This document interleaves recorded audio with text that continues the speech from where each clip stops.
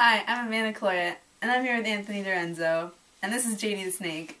Don't make any sudden movements. He tends to bite a lot. He's actually kind of poisonous. It's a good thing he has an extra life, right? Yeah. Well, we're going to talk to you about some of the rights and responsibilities as a teacher. So, we'll give you a situation, Anthony. Alrighty. Let's say you just got done student teaching, you're about to go for an interview, and you're really excited about this interview, and it's looking good for you. I think you're going to get it partway through the interview. You get asked the question, are you planning to get married or have children in the near future, and do you see yourself teaching in this system for a long time? What would you say? Well, me being an honest person, I'd probably tell whoever I'm speaking to that yes, I would plan on getting married and having children, and that I would plan to be in the district for a while. Okay, that's respectable.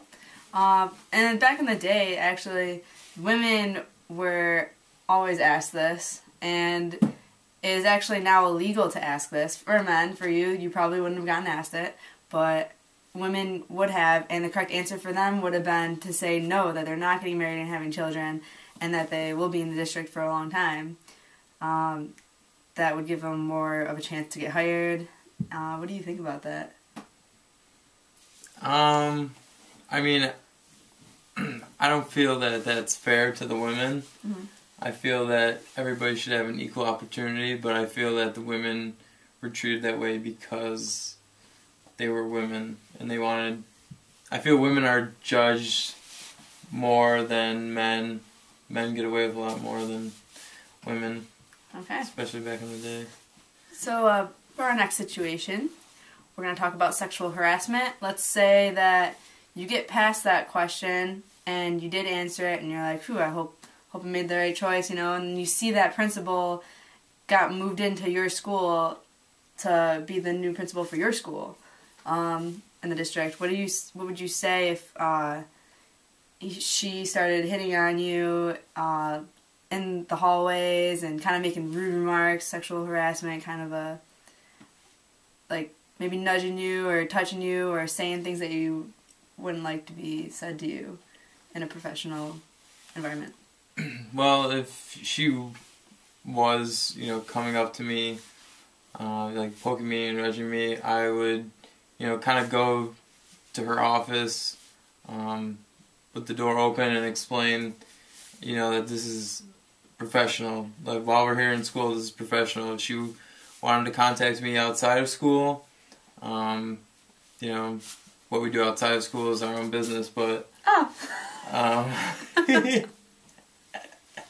But other than that, what happened, you have to be professional in the building, but you also have to keep things professional outside of the building, but contacting someone outside of the building is definitely more professional than, say, flirting or something. 100 times more respectable. Yes. Okay. Actually, the law, if you were to go to law against being sexually harassed in the workforce, for educators anyways, the law covers federally funded institutions, which means schools, means colleges, it means practices, like sports and academics in schools. Also, admissions. So say you're on Student Courtland and you go to the Miller Building and you get harassed there, the law covers that too. Let's go to another situation. Say your personal lifestyle gets brought up in the school and you are currently living with your boyfriend or girlfriend, but you guys are not married, so you're considered single. And the school seems to find this as morally wrong and that you're setting a bad example for the students in the school. And they're possibly thinking of suspending you for being single in the school district. What's your opinion on that? I mean, what I do in my personal life is up to me. I feel that what I do outside of the classroom has nothing to do with, the type of person I am. As long as it doesn't affect my students. So if I were doing something that were affecting my students, then that would be a problem, and, someone would probably have to step in, but I feel, as long as I'm doing something that's not against the law or affecting my students, outside of the classroom, I feel they shouldn't have to, Right. dip into my personal life. You're exactly right on that too, because the law says that as long as you're not disrupting your students' learning abilities in the classroom, as long as you're not disrupting the community and everyone else that you're working with, then it's not a problem. Your marital status shouldn't affect everyone else around you. So, yeah, you would be correct on that one.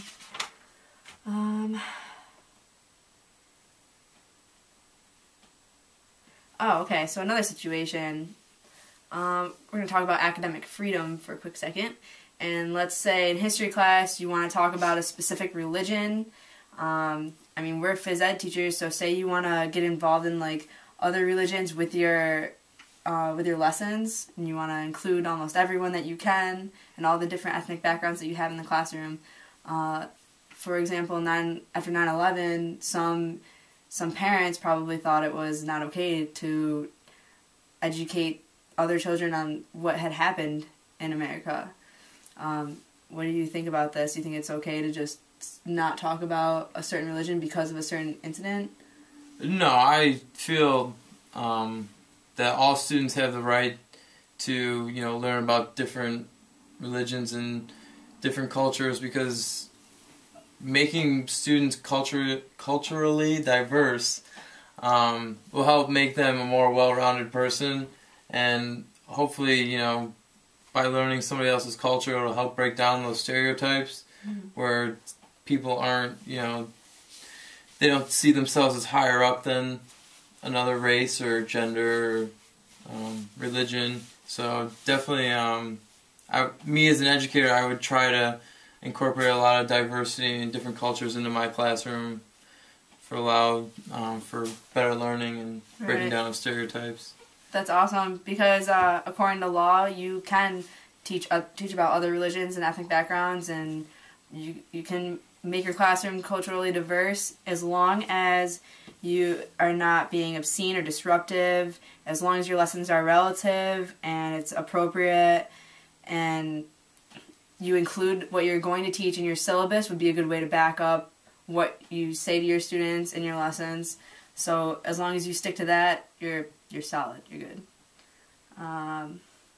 So one last situation, and we'll wrap this up. Okay. Let's say you're in the lunchroom and you have a pretty calm lunch area. It's your lunch duty. You want to go make a quick phone call, and you think it's a good opportunity. You just quick phone call to someone, come right back. So you leave. When you're gone, there's a child that slips and falls on milk, and he breaks his arm. And you come back. Now what? What do you think? You're not liable, as in you're not going to get in trouble because you didn't spill the milk, or you didn't have anything to do with the kid that got up. So you think you're fine, or do you think you are in trouble because you weren't there? Oh no, you're definitely in trouble. If you're assigned to post, so if I'm assigned to the cafeteria and my job is to watch the cafeteria to make sure nobody gets hurt or injured, that's on the person in charge of watching the cafeteria. It's the same if I'm in charge of watching my classroom and I step outside and somebody gets hurt, I'm liable. If you have to make a phone call, wait until you got a free period. But yeah, if somebody slips and falls while I'm supposed to be watching them, that's my responsibility. Right, it is. That's true. By law, it is your responsibility. You are liable. If you are supposed to be somewhere, you better be there. The only way that, if you went to court for something like that, the only way that you could win is if it was a real emergency. The reason that you left the room was to go stop a fire, was to go call the police or an ambulance for some reason. That would be the only way that you could possibly be deemed non-liable for that. But other than that, you would be liable. Well, thank you for helping me out with all these situations and telling me your opinion.